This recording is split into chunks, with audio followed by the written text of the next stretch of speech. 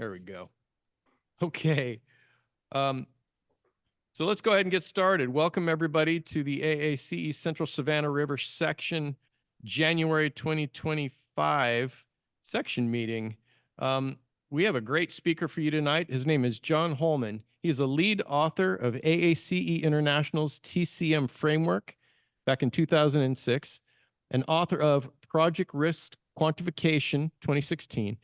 John owns Validation Estimating LLC, now in its 20th year.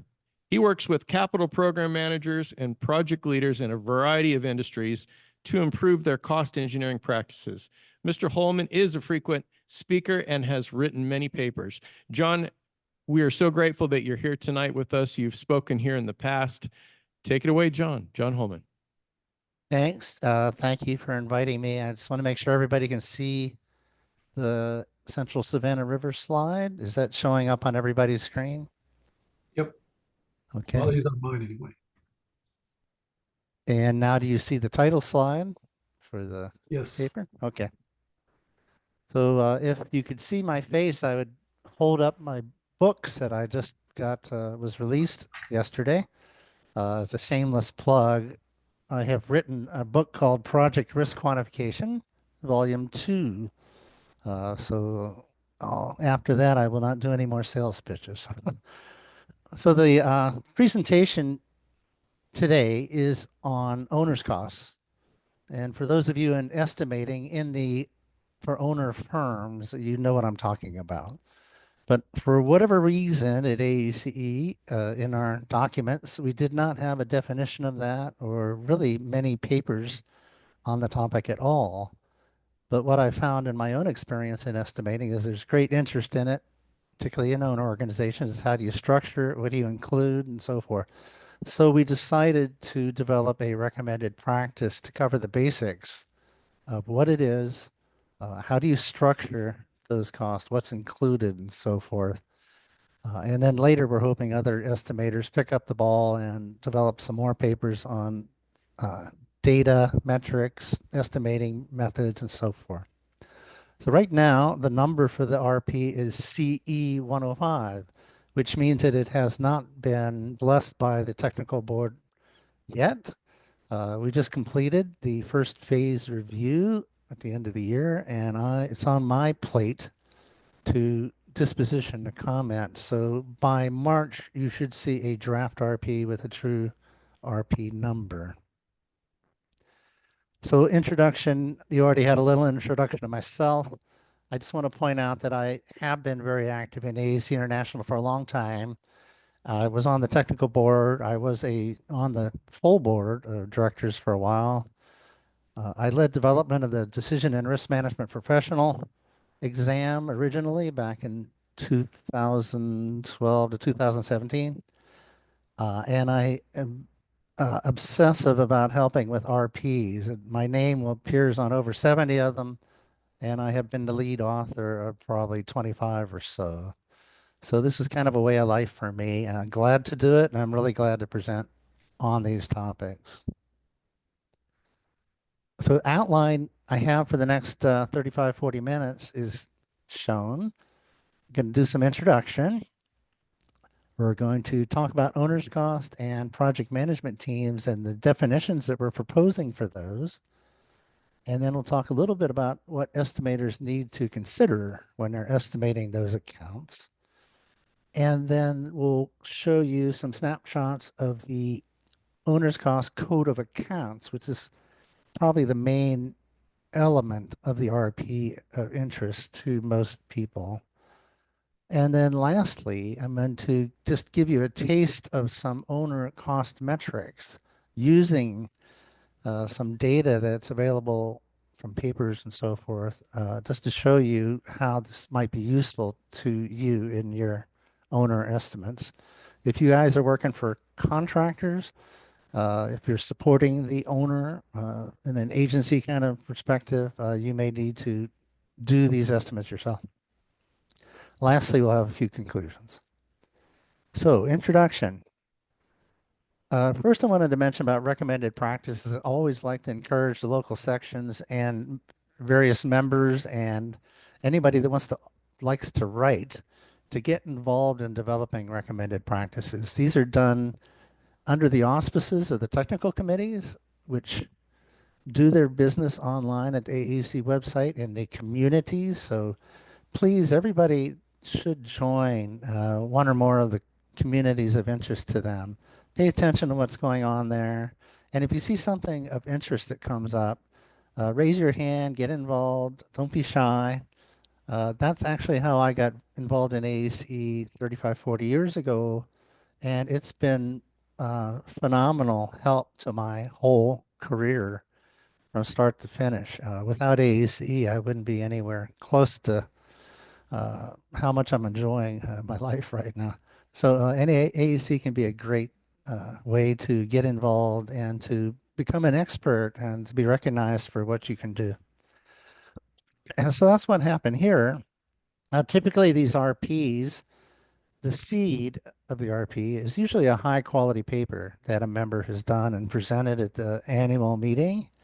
Maybe they presented it at the local section, but it was well received, a good referenced paper, pretty solid. Uh, then the technical board or somebody might propose, hey, why don't we convert that to an RP and put it through peer review? So this is very much driven at the member level and those of you that like to write, like I said. So that's a good entree. And once you finish writing one of these or being involved, you will be the expert in that.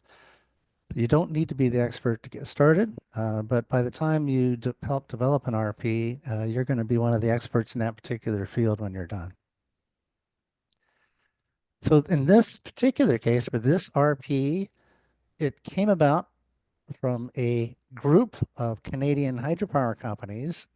They have an estimating consortia that has meetings on a regular basis.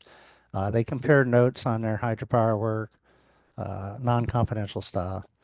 And they have sponsored over the years, I think the first study we did was 2014 on accuracy on hydropower projects. And so this year's study was on owner's cost. And I have been facilitating this group. I don't charge these groups any money. All I do is I say, if you're going to do this, you have to publish it and share it and support RP development if it's applicable. So if you guys have anything like that where you want some statistical analysis, reporting, writing, the kinds of things I love to do for free, uh, keep me in mind because I can help facilitate these kind of efforts for any working group you have. And in various industries, they do have these groups for different functions that could be doing some things like this. So anyway, it came out of this consortium of hydropower companies. The first thing they needed to do is there was no AAC definition of owner's costs. And one of the main things this group wanted was to know how each of the companies structures their estimates for owner's costs and see if there's any commonality because there really wasn't anything published on it. We'll get into that in a little bit. So that's where it came out of this work of that group. And they committed that when they were done with their effort, that they would support the RP development as well. So we completed that group study, a metric study for them with their data. It took us several years of collecting their data and studying it. We just completed it last fall. And then so our energy or my energy shifted to drafting the RP, sharing what we had learned about owner's cost, the definition, and the account structure.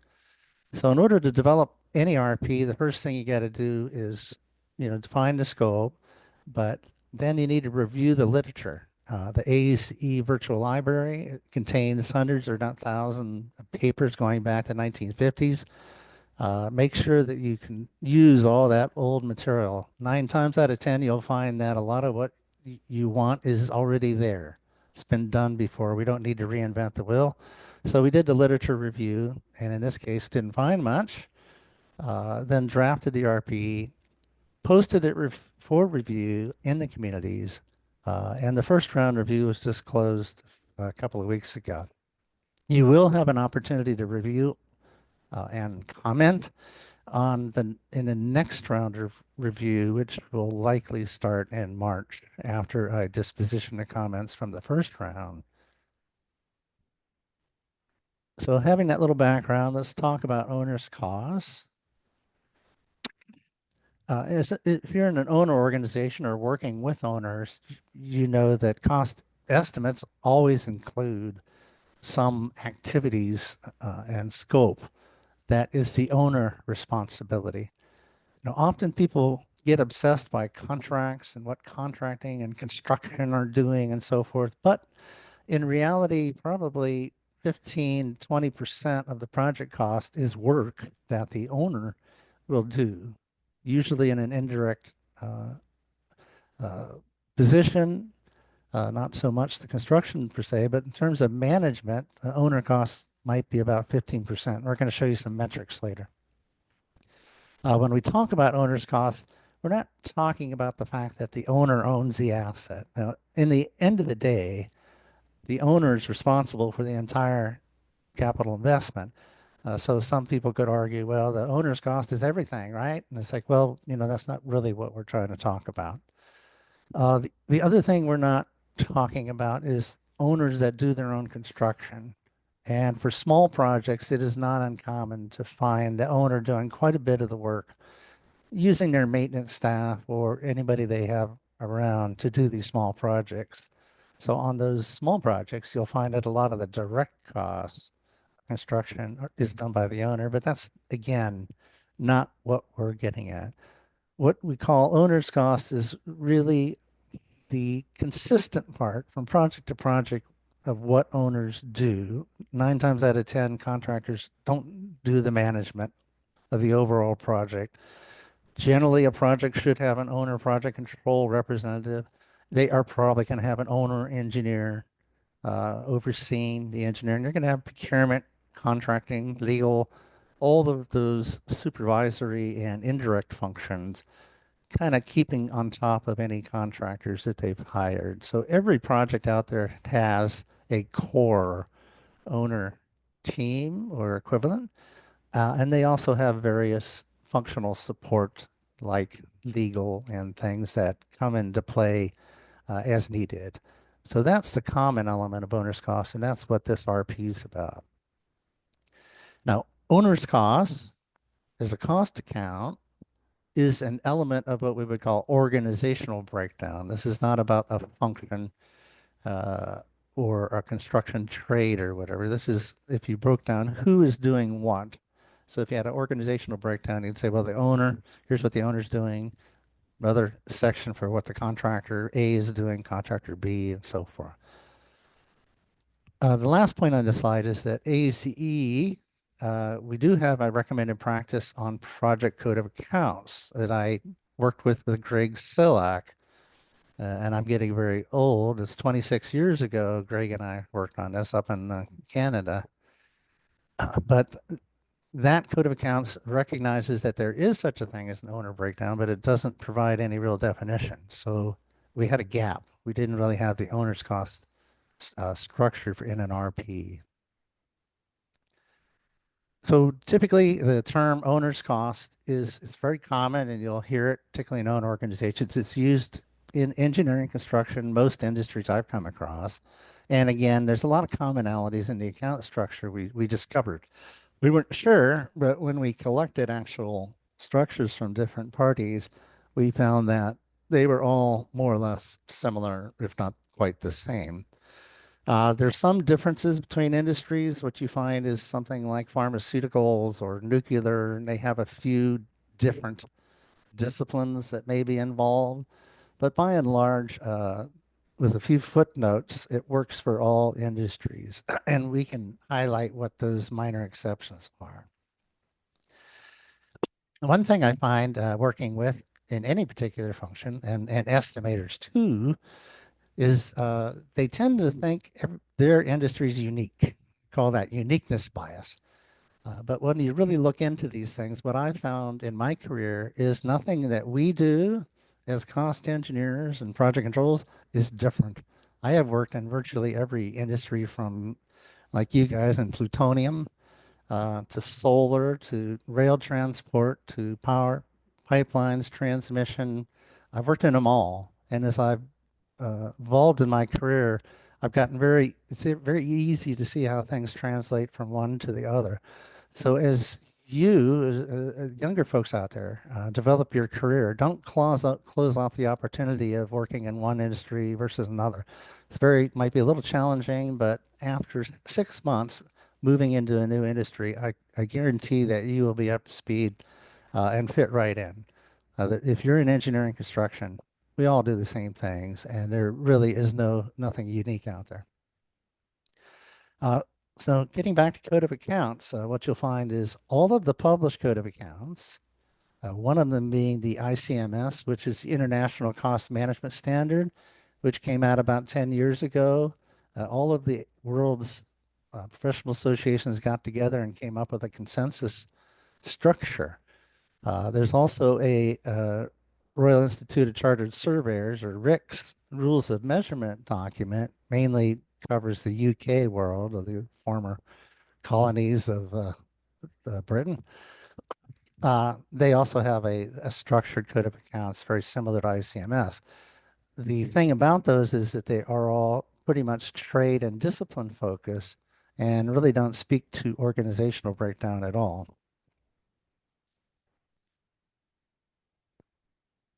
Now, there are some useful references. One of them is AACE 103R 19, which is the project code of accounts for mining. I was part of that team in working with some various large mining companies that had a consortia, and they came up with a very excellent code of accounts. And there is a section in their code of accounts which was pretty much the basis of this RP and what we built on, because it was fairly comprehensive.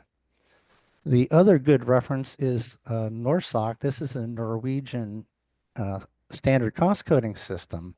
It's been around about 30 years. It was converted to an ISO standard about a decade ago.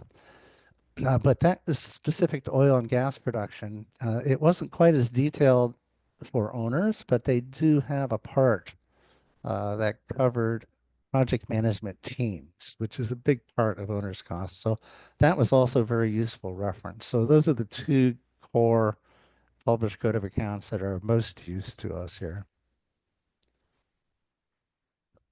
So what's in the owner's cost? Well, the main part, or the core of it, is what we would call the project management team.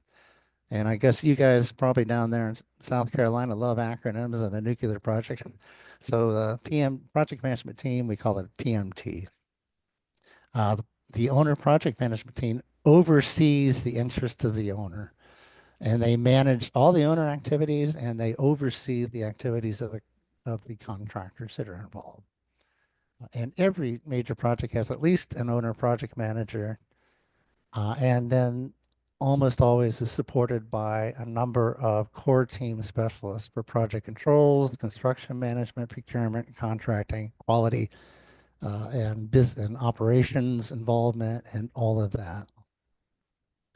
Now, beyond the PMT, there are also some indirect efforts, stakeholder management, permit preparation, negotiations, working with indigenous communities and communities, doing special studies and research and environmental studies.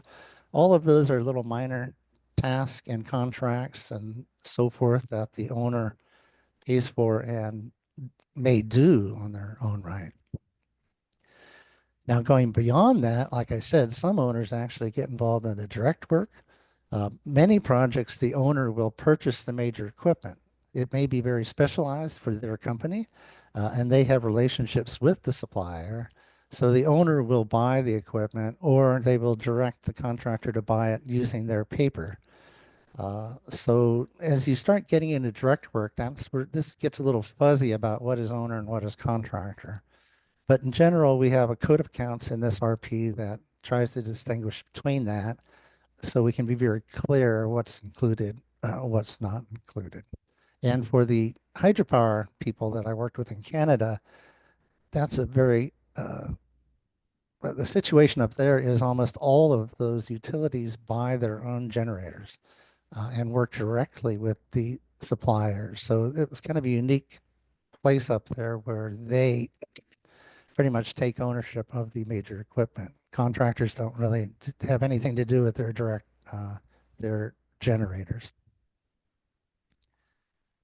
The one little bullet here, I just want to, going through this RP, what I found is there's very few references. Nobody in the last 60 years published on owner's cost to speak of.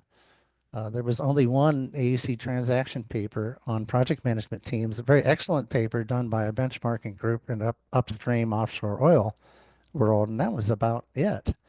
So if you're an estimator out there and you're looking for something to write about, there is actually a very oddly a dearth of papers on some of these fundamentals in estimating that you would think would be covered, but aren't.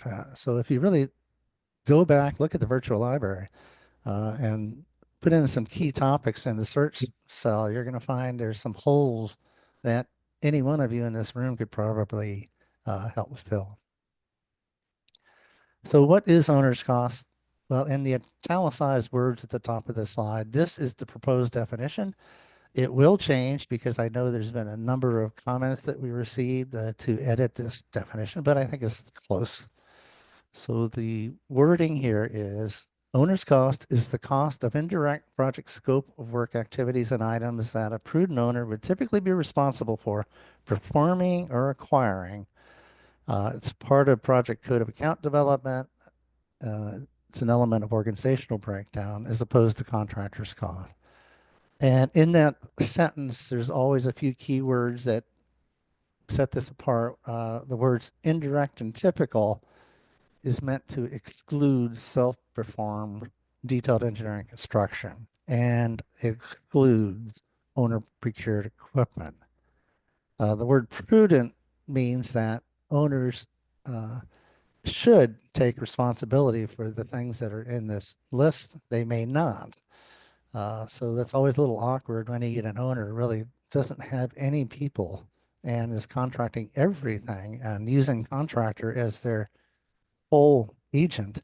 That's probably not a great practice. We know from research that if the owner doesn't own the project, it's not going to go well for them economically. The last word is performing. So that recognizes that while in the end, owners are responsible for the entire capital cost at the end of the day, we're only talking about the work that the owner actually performs. So that is probably the part of this RP at the top is this definition that will be added to AAC 10S90, which is their terminology. Now, what we discovered as we were going along is project management team. Some people use that as a synonym for owner's cost. It really isn't. The project management team is a subset, a major subset of owner's cost, but it was worthy of its own definition because there, again, is continuity between what we saw at different companies. They often had a project management team, and then they had the other stuff, which gets lumped in with the owner. So the definition for project management team, we stole pretty much from NORSOC. It says it's personnel, resources, and services required for both project management, construction management by the owner to manage, administer, control, coordinate, supervise a project. So again, that will be edited, but please, when the next round of review starts in a couple of months, if you see some improvements to these definitions, jump in there, make comment. That's what we want. So if you are an estimator, then there's some things you want to think about as far as using this information. How do you estimate owner work? And there's a lot of words here. I basically cut and pasted right from the RP, and I don't want to bore you with reading everything here. But the first thing, of course, is we have to consider the estimator roles.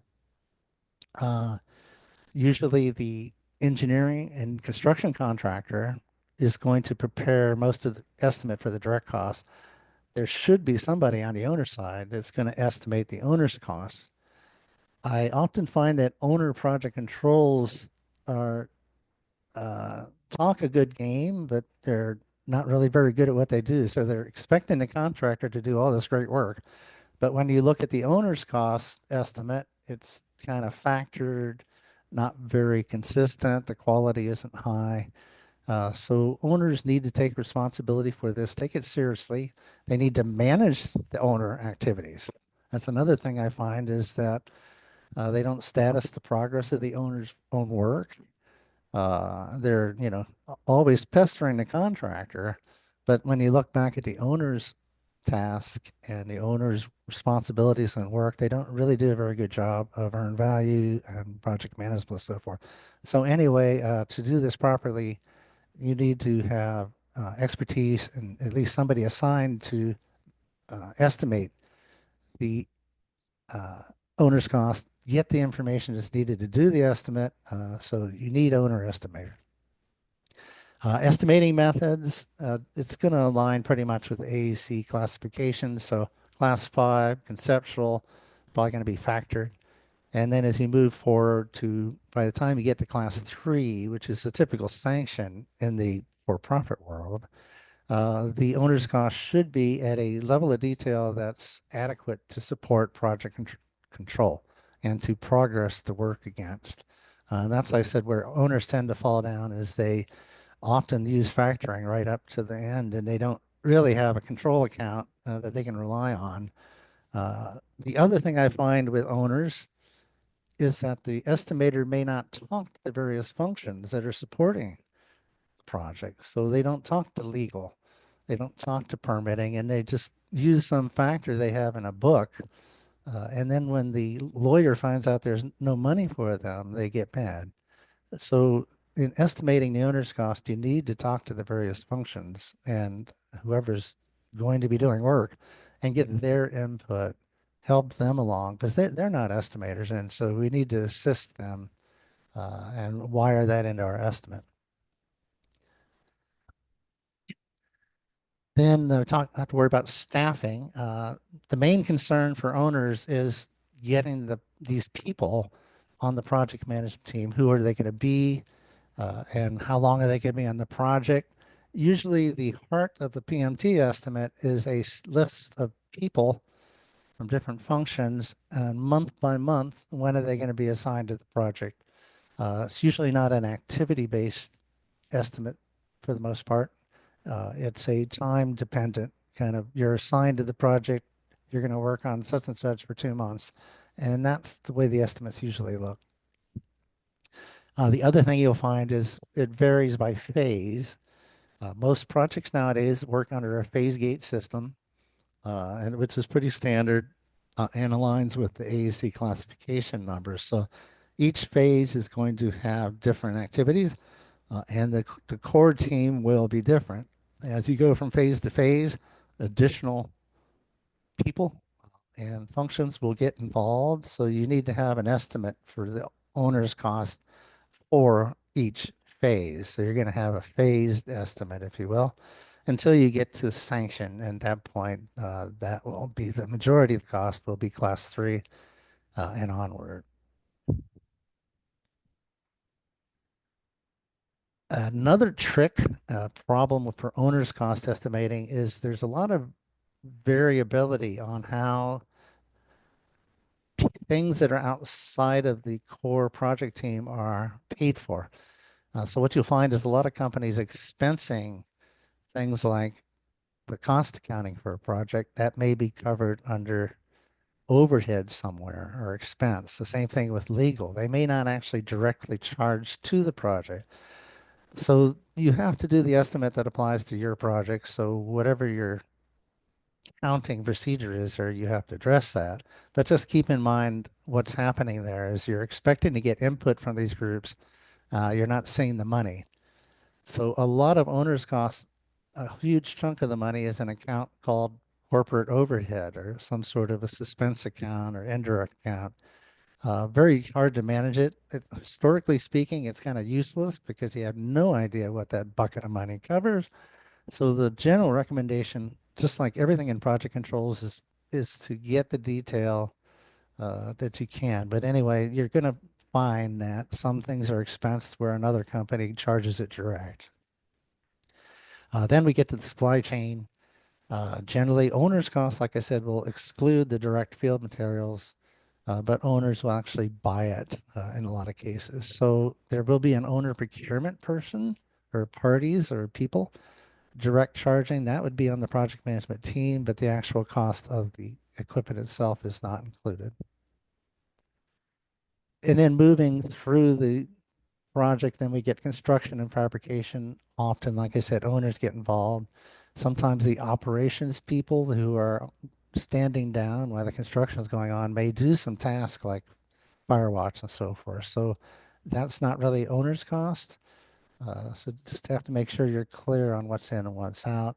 Same thing with operations and maintenance. To the degree that they get involved in the project, there is almost always an operations person that uh, is on the core team to represent the operations. But we're generally not going to include the actual plant operators who do some of the direct work. We're not going to include those in there. So you can read the RP, these details.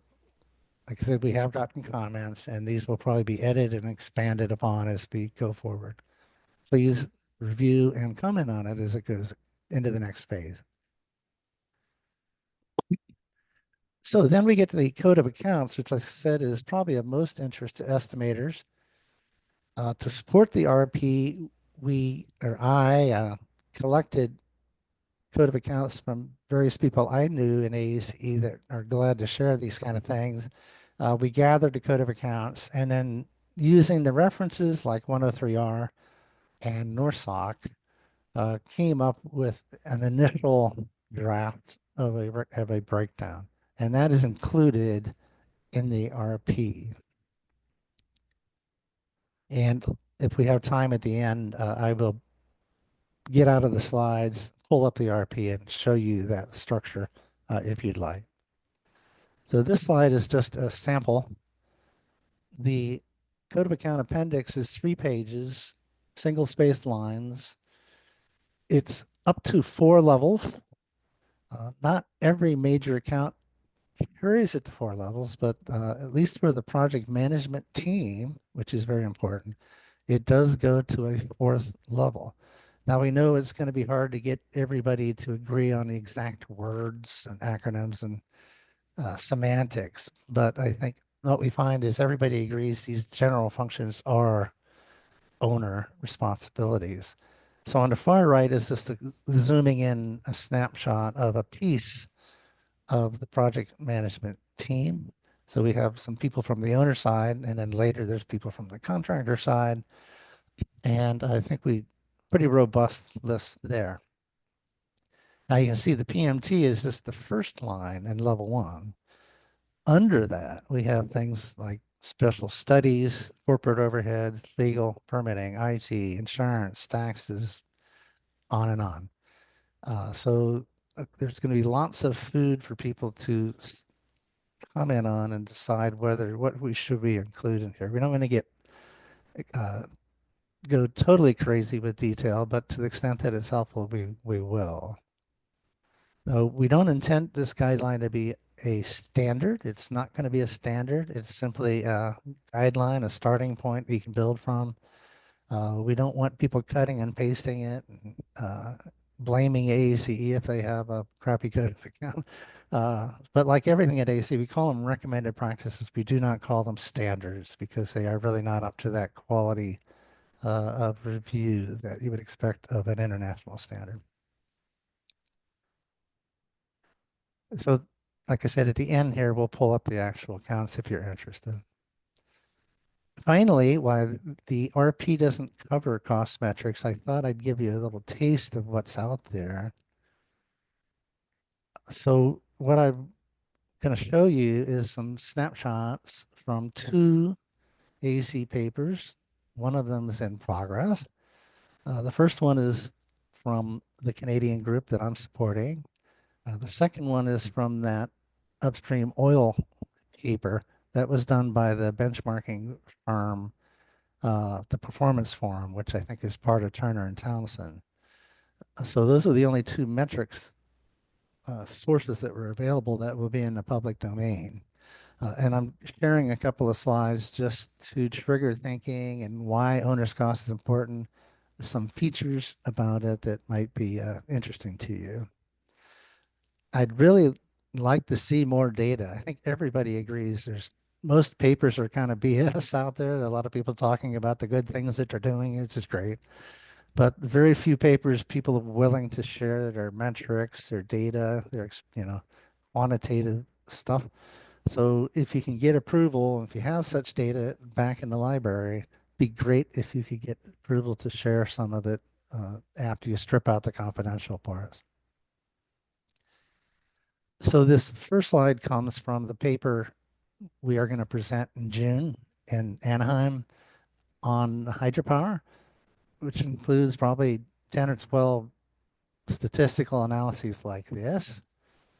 What you're seeing in the green there is a histogram or distribution of the metric of owner's cost over total project cost. It's usually the highest level, the way people look at owner cost. So if you look at the x-axis of that slide, so where it says 0.15, that's 15% of the total project cost is owner. That is not untypical. So what we've found out there is just a rough number, ballpark, but you can see the wide distribution. So it's kind of dangerous, like a lot of things, to take a rule of thumb like 15% and just start applying it willy-nilly. That's why we want to have statistics like this so everybody understands what's the range and why might you be on the low end or the high end. So in this particular paper, what we discovered is the projects that had greater than 20% owner cost, they were doing a lot of owner construction. Maybe there was some demolition or some existing plant. Uh, and when you have owner people doing the construction, you have more owner staff to manage that work, which drives up the owner cost fraction. On the other hand, when we have simple repetitive projects or the owner, most of the project was simply buying a new generator. It was 60% of the cost was a generator procurement. There's very little owner role, very little owner participation. So the ones that were less than 10% tended to be those very narrow scope, plug and play kind of replacements of equipment and so forth. So that's the kind of insight we like to have to support benchmarking and estimate validation rather than rules of thumb factors which tend to prevail. This next slide is also from the Canadian paper we're going to do. But what we did is we took the slide from the oil and gas offshore and we wanted to ask the question of how comparable was hydropower to offshore oil and gas. So right off the bat, it's kind of like they're very different industries. I've supported both of them. Offshore oil is a bunch of cowboys with these, scarily complex floating facilities or things out there in the ocean. So you would think that would be different from hydropower, which is, electric utilities are very staid and they're not as exciting as offshore oil and gas. You would think they'd be quite different. What we found is they were actually almost the same.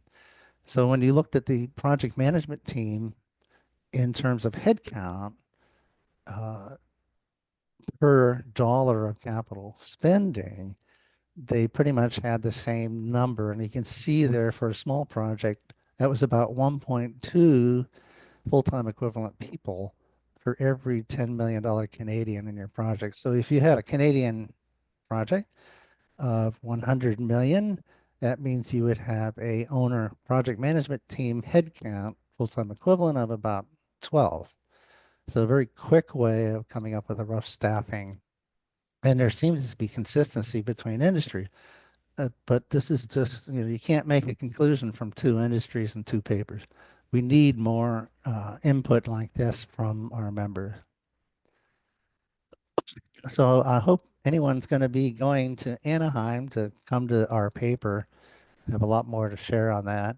If not, the paper will be available in the library eventually to the full membership. So the conclusions, the draft RP, which will be out for another round of review in 2 months, defines owner's costs. It also defines PMT or project management team. It provides a code of account structure, which hopefully if we have time, we can put that up on the screen.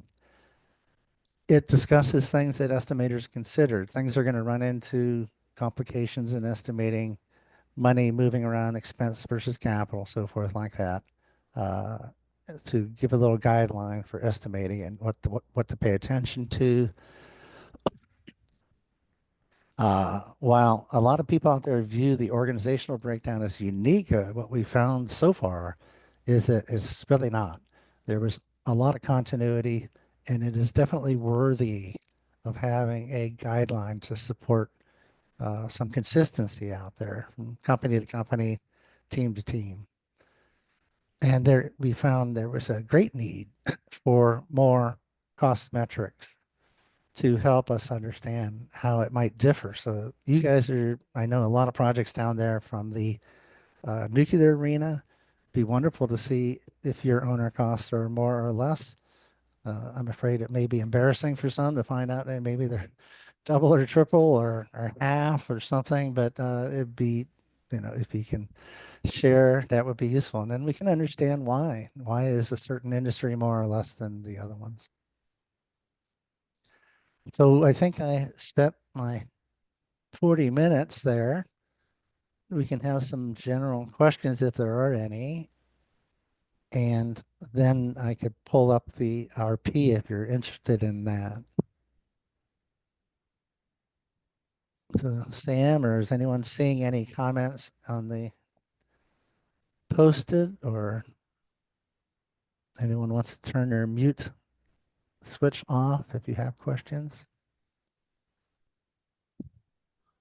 Well, one thing that came to my mind was as you were talking, because I've always worked on the project side all my life, and there's always a few owners, clients, or client people that we deal with. But they, from when you were talking about costs, does usually a team get set up where they're solely dedicated to a project, or is it like how does that work? I didn't hear Well, you talk about it.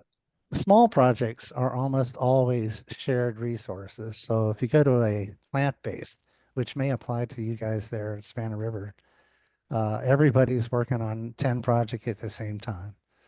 Okay. So you're not going to have a full-time person. So that's where you get, like I said, when you estimate this PMT staffing, you're going to have a list of functions there. And for the key roles, you're going to have names and then the number of hours per month. And so you're going to have, estimating, they're going to have 20 hours a week for the first 6 weeks. And then project controls, they're going to be 10 hours a week for, the duration of the project, whatever it is. So yes, the resourcing of projects could be, some of the roles will be part-time, and on the smaller the project gets, it may, at some point, all of the roles. Uh, major projects, mega projects, no, I'd say on the other hand, on major projects, there tend to be a lot of full-time people assigned. It's a huge problem with mega projects is getting those people because people are usually shared and limited availability. So what I find on these mega projects is they'll have an estimate that we're going to have a team of 100 people in the construction management, and they can only get 40 or 50. So it's a big problem in staffing these functions on the megas. But small projects, it's going to be all part-time stuff. Okay. Thanks. It's an interesting thing too when you get into research on, for example, I do a lot of stuff in risk, and what we found is there's a very sharp dichotomy between small projects and large projects. Small projects are almost universally done on a part-time basis, and the focus would be on the project manager. If you have a project manager that's part-time, what happens is you'll find is those estimates are almost always, the philosophy is overestimate and underrun. And, we talk about overruns and how common they are. Well, in small projects, it's the opposite. Most small projects either come out right on budget or they overrun slightly because the estimate is usually overestimated by about 20%. So it's not really directly applicable to this topic, but in the risk world, that part-time versus full-time shows up in a completely different culture of estimating control. Small projects kind of take shortcuts. They don't have a lot of time for uh, bureaucracy, if you will. So they just overestimate and hope they can get through it. And then the major projects, because money is tight, tend to underestimate the amount of work. So it's just completely dichotomy. You don't usually see much in the middle. Any other questions? We have a question from the chat. Ruth asks, how do you deal with business confidential information? Well, internally, the owner is preparing this estimate. So there's not that much they have to worry about confidentiality within their own group, and they don't often share that information with the contractor. So, and that brings up a question on general historical database development is that if you're getting your historical data from contractors, you have to recognize that they don't have access to the total cost of the project. So contractors will only have the work that was contracted, maybe just to them, or if it's a construction or if it's a project management support contractor, they may only have access to about 80% of the data. So that other 20%, the owner's cost, is usually confidential to the owner. So they're the only ones going to know. But within the owner, I haven't really run into a lot of secretive things between functions and so forth. So Is there Ruth wanted something? to clarify her question. Okay. She says, I mean to make the papers, or do you cooperate with an organization? Well, for this particular team, which we're on our fourth paper now, we've kind of developed, we have an agreement, non-confidentiality agreement between myself and each of the provincial authorities between each other to not share anything confidential. And so they have to decide what we can share. So yeah, there's some lawyer speak involved in getting that agreement. And then when we decide what we're going to publish, each of the companies participating reviews the paper and decides whether that is a sensitive, business sensitive piece of information. So generally speaking, we also will never, even internally within the working group, will never share information that exposes any particular company's output. So we will always show summaries, averages, distributions, which will not have the scatter diagram on it. So we're only going to show them general group statistics. And so generally speaking, they do not find that as confidential. So we don't have any problem publishing it because it's all kind of been scrubbed. For example, if you had a scatter diagram, you might have this one oddball project up there in the upper left, and everybody says, oh, look how big that is. That must be project XYZ. Well, we can't do that. So you don't show scatter or anything that would expose any one company's outcomes. And once you get used to that, it's not a problem. I used to work for IPA, which is a benchmarking firm. So we dealt with that all the time, and most of the IPA clients were fine with sharing general learning and statistics.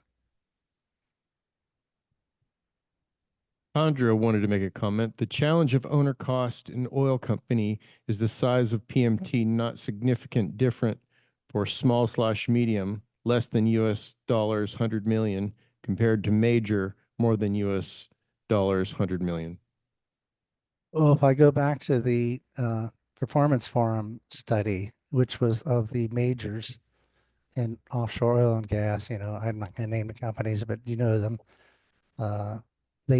Performance forum and IPA supports all those big oil and gas firms, but you can see that curve is scaled to the project side, and it's not a constant. So you can see small projects on a per dollar basis had larger staffs than big projects. So there's an economy to scale, if you will, to have a mega project.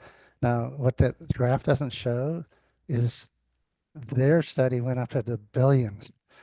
Our hydropower study only went up to, a couple hundred million. So we kind of zoomed in on just the tail of the offshore oil curve.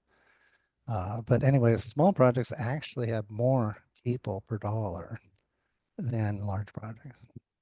But the other thing finding of this was accounting for that, the hydropower and oil were the same. I mean, you have a project manager, you have controls, you have procurement. When you look at it from a systems perspective, why should they be different? And they weren't. So and they both have environmental issues and all of the community involvement, things like that. So what we found is they were almost the same. That help? Ruth said, thank you, is the definition of what is level of effort. Level of effort is usually when you are looking at what we would call time-driven cost of a project, where you can say, well, over 3 months, how much money are we going to, what's the burn rate?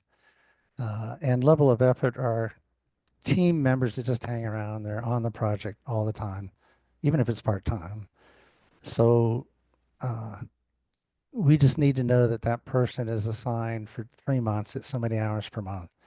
We're not going to ask exactly what they're doing day to day, but there's a certain level of effort that that function or person is putting into that function. So if you put a project controls person in there, they're doing reporting, they're doing earned value counts and all of that. We're not going to break down our estimate to the task. So we're just going to say one project control person for 3 months. That's level of effort. Not one way to define it. I'm sure there's other ways. Chandra thanks you, John. Abdul asks, you mentioned as a rule of thumb, we can have 10 to 12 FTE per 100 million. How does it work when we have a major part of around 2 billion project value being contractor supplied equipment? Say for large scale wind farms, around 70% of the cost is supply of wind turbines. Well, as I said, the cost of the wind turbine is not owner's cost. So the acquisition of equipment and materials, the person buying it is on the project management team, but the cost of the turbine itself is not an owner cost. So what you get on those equipment heavy projects, if we go back to this slide, the left-hand side of this distribution, as you see in the note, is the ones with a small percentage of owner cost were ones that the project was really just you buy something and you set it on a foundation, which is pretty much onshore wind power. That pretty well describes the project. You put in a giant foundation, erect the turbine on that, plug it into the cables, and away you go. So it's about the simplest projects in the world, and the owner cost percentage will be lower, as it shows on this for hydropower. Hydropower is the same way, where a lot of these projects were simply to buy a big transformer, put it on a pad, plug it in, or a turbine replacement, where they yank out the old generator and put in a new turbine generator. So those have very proportionally less contribution of owner's cost. That's why we want these accounts, and that's why we want to collect this data, is to know what situations to use what metric. So when we do benchmarking, we don't want to compare everybody to 15%. We want to say, no, this is a heavy duty, just buy equipment, put it on a pad. That's only going to be 5-10%. On the other hand, if we have one that's got all kinds of crazy owner involvement in construction, that might be 20% owner cost. Ruth, thanks you for your former comments. Tiramal, says, have come across yet another name on owner's cost as used when was with transit company in Ontario, Canada. That is engineer's estimate. What is your take on that on using, or is it confusing? That's confusing. I would recommend that they quit talking like that. What did you say it was? Engineer's estimate? I think what they're saying is that is the owner's estimate of the project. And they're going to use that as a benchmark to compare the tenders and bids that they get. That's when people would say engineer's estimate. I would view that as the in-house estimate of the project costs. That's probably what you based your budget on. And then when you get the tenders or you get a third-party estimate, you can use that as a basis of comparison. I don't know how you would, it has anything to do with owner's cost. It simply has the fact that the owner was estimating their overall cost of the project is kind of a bankable estimate, if you will. Tiramal has a follow-up. Another question is how to ensure only capital costs are included in owner's cost, as it's not the total cost of ownership's TCO, and not to include O&M, repair, consumables, spares, etc., by owner's estimator. Maybe master format will help. Well, I don't do a lot of building construction and not all that familiar with the master format. Process world generally doesn't use it, but the way to make sure that you've got it all covered or you haven't double dipped is to have an agreed structure, which is what we're trying to get to here. Is that if you have blanks in here, then you're gonna have to ask, well, where is that money? Has it been expensed somewhere? And then by having benchmarks, if you find yourself double dipping or something like that, that should be obvious. But the only way on any estimate is to make sure that you understand all of the tasks, responsibilities, scope, and so forth, and talk to the parties that are responsible for that function, and say, well, where are you charging? Where will you charge? What is your involvement in this project, and so forth. It's communication. So the structure will give you a starting point, but yeah, you're going to have to, for your project, decide who's doing what, when, where, and whether that's appropriate within your policies for accounting. Chandra asked another question. Do you find percentage of cost of account, do you find percentage of code of account under owner cost contribute a lot other than PMTs, FTE, i.e. insurances, taxes, etc.? Yeah, the paper, the hydropower paper, we actually share metrics in the paper at the sub-level account. So the primary, the largest accounts were the PMT, and within the PMT, it was supervision of construction for this particular group. We thought there would be a lot more money in the permitting and the stakeholder management, and we were kind of surprised that there wasn't. There's a little gray area whether some of it was off the books or expense somewhere, but we just felt like we all kind of hear about the disputes and the indigenous party complaints and all the negotiations, and we started to think, well, shouldn't that be a big chunk? It turned out it wasn't as dominant as you would think about it. So most of it was PMT, construction management. They're not actually doing the construction necessarily. It's just that the owner needs to keep an eye on the contractor's construction if they're doing this right. So the CM role on the owner part was significant for these companies. Do we have other questions? That's a good question, though, because that's why we want to get these metrics, is if we can get some data out there on what these percentages are in different industries and get better understanding it. It's just so little available on for free. My former employer, IPA, had 20,000 projects in their database, so quite a bit of it, but it's private, so can't get that. Chandra, thanks you. Any other questions? Yeah, Brad, I wouldn't mind piping in for one myself. Go Floor ahead. is yours, Charles. All right. Well, John, thank you for excellent presentation. So I'm still trying to wrap my head around one little piece of this. So work at Savannah River site, and to me, owner's cost. So I want to kind of pick your brain on this.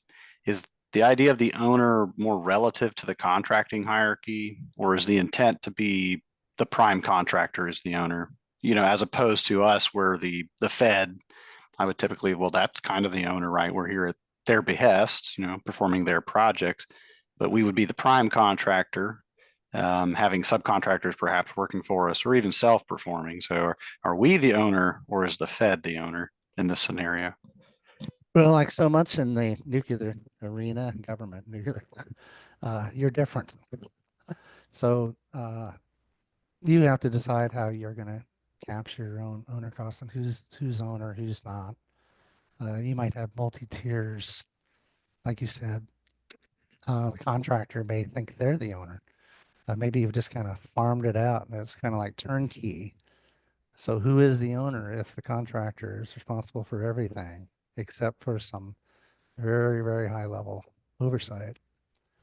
So I think you guys probably have that extra layer of oversight that the private for-profit world and most government infrastructure doesn't have. So yeah, nuclear is a little unique. You're probably going to have, I suspect, more of these indirect roles, and they're a little unique. Now, one of the commenters on the RP is coming out of nuclear in Canada, so I'm going to be interested to see what they have to say. But I would appreciate if you look at the draft RP when it comes out in March, and please make comment if you think it doesn't fit real well, and then we can do some asterisks or notes in the RP that if you're in the government arena, you may have this additional consideration. That would help. Yeah, thank you. I look forward to reading that. And looking forward to comments. If anyone's interested, I can pull up the RP. Ruth says, great presentation, John. Thank you much. Okay. Any more direct comments? We can still take comments later as we get into it, but let me stop the sharing then and pull up the RP. I can find it without too much trouble. The AACE RPs.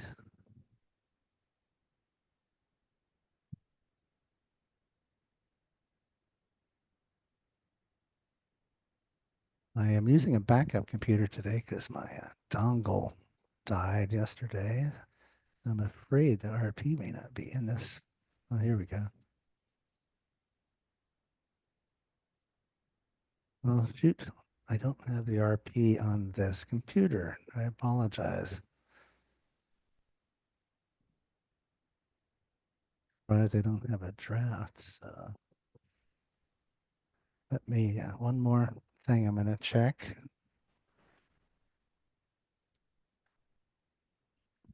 To spend $1,000 on a new PC, I have to go through the agony of implementing.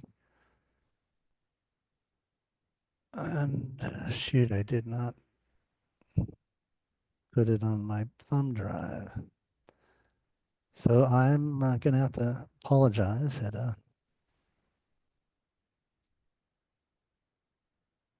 I don't have it there to share. So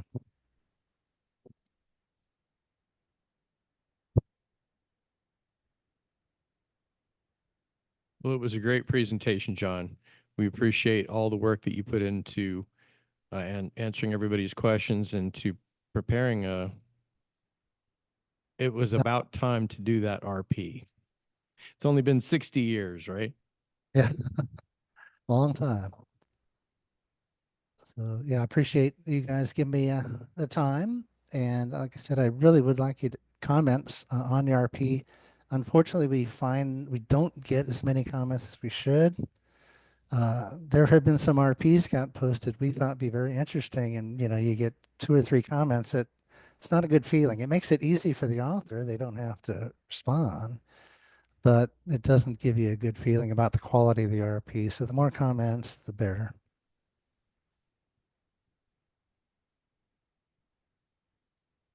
And I'm sorry I didn't send you the draft RP. Then you could put it up on the screen, but I got the wrong computer here.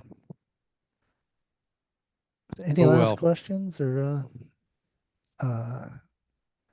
oh, you're gonna want me to share the screen with your last slide on it? Yeah, that'd be great. Okay.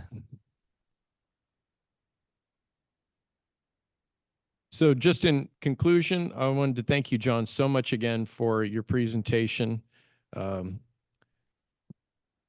know you were worried about running long, but the vast majority of people stayed online the whole time. So clearly it was an engaged audience. Just a reminder to everybody, we have some upcoming section meetings. We have the next 3 on the screen. February 13, we got Casey Prouty. She's going to be doing a soft skills presentation on stronger, more cohesive teams by growing your emotional intelligence skills. Upcoming in March, on March 13, we have Lisa Coleman going to speak on risk, impact, and responses. Oh my.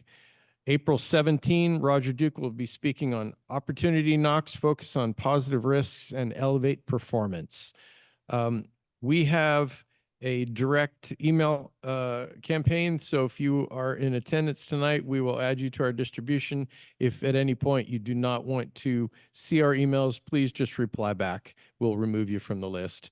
But promise, we won't beat up your email box. We're 1 or 2 a month. So hopefully that's acceptable. Check out the events calendar at the AACE headquarters for upcoming events as well. We are grateful that you've joined us. We're trying to create community both here in our physical area and across the world via Zoom. We want to be here for you if you want to be there as part of our community. So thank you so much for giving of your time listening to us. If you want to go look at our YouTube channel, you can see some of our past presentations. Probably within the next week, we'll have this presentation posted too, if you'd like to go back and review any parts of it. With that, I think that is the conclusion of our evening. We thank you very much, and we hope that you will join us next month. Thank you. Good night. So quick question before you leave, John. Who was that? Still here. And Tony asked, how do you get access to see and comment on the RP? Access to what? See and comment on the RP. Like I said, go to the AACE website communities. This will be posted in the public general area in March so that anybody can see this RP in March. Right now, the draft should be in the estimating community. So if you'll look at the various postings in the estimating community, you'll see one for the RP review. Click on that. I don't think it's open for comment anymore, but you should still be able to download the draft that was there. If not, you can contact me directly and I'll send it.